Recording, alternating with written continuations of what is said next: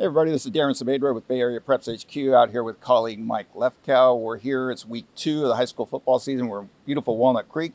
We're going to be talking about 5 games today that will be played this weekend, and we'll have all kinds of coverage at our websites, Mercury News and EastBayTimes.com. We got the big Valley Christian game. They're hosting Wilcox. We've got Pittsburgh going to Serra on Saturday. We've got Bishop ODowd playing at Los Lomas here in Walnut Creek on Friday night. Bellarmine at Menlo Atherton, and Corona Del Mar with some stud quarterback who threw 8 touchdown passes last week coming to St. Francis. Mike, what do you think when you think Wilcox at Valley Christian Friday night to open up the season? Well, I think Valley Christian's going to be out for a little revenge after losing to Wilcox last year. It was a close game, only 10-6, but I think Valley figured they were going to probably win that game and maybe win it comfortably. So they're going to have a little getting even to do. It was a 10-6 Wilcox win last year, but the previous 2 years, Valley rolled 48-7 in 2017 and 35-14 in 2016. Also on Friday night, here in Walnut Creek, where Los Lomas, ranked number 17 in our Bay Area Preps HQ poll, will be taking on Bishop ODowd, ranked number 15. Season opener for Bishop ODowd. Los Lomas coming off a 54-0 win against Kennedy of Fremont on Thursday night. How do you see this one? Well, the big advantage for Los Lomas is they played last week. And even though they played an opponent they had no trouble with, and the game was probably over after a quarter and a half, the thing is they got game experience. There's nothing that replicates playing in a game, getting hit in a game. And so that will all work to Los Lomas' advantage. Plus the game is in Walnut Creek. ODowd has got a good team. They've got a lot of talent. This could go either way, but I would have to favor Los Lomas in this one.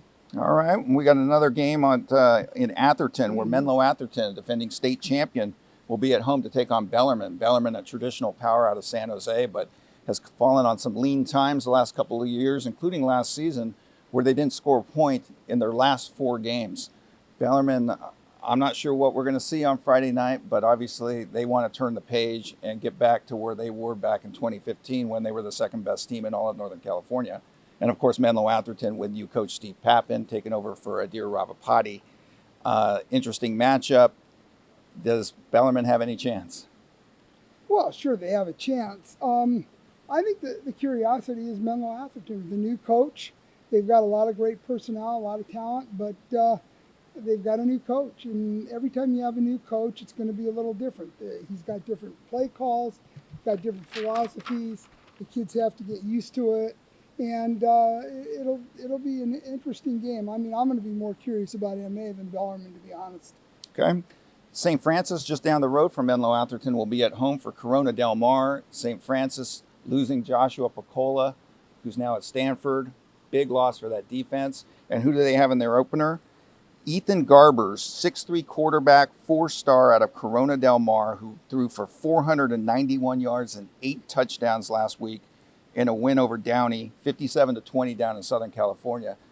Nice introduction for a team without Joshua Picola. Well, you know, if you guys have heard of Garbers, Ethan Garbers is the younger brother of Cal quarterback Chase Garbers.